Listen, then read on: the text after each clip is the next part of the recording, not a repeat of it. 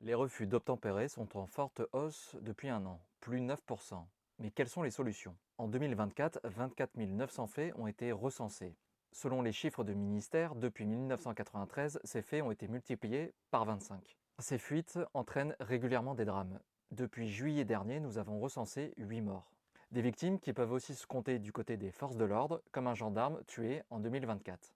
C'est pour ça que depuis un an, la consigne nationale est devenue claire. Tout refus d'obtempérer doit donner lieu à une poursuite, sauf danger majeur. Une ligne plus dure, saluée par les syndicats de police, mais critiquée par des chercheurs.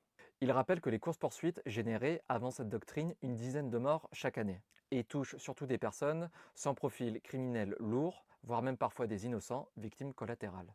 En parallèle, les tirs sur les véhicules sont en forte baisse. Selon l'IGPN, la police n'a recensé aucun tir mortel en 2024, contre 3 en 2023 et 13 en 2022. Et du côté de la gendarmerie, un tir mortel a été enregistré en 2024. Face à ces rodéos urbains, le Royaume-Uni utilise une méthode encore plus radicale, le contact tactique.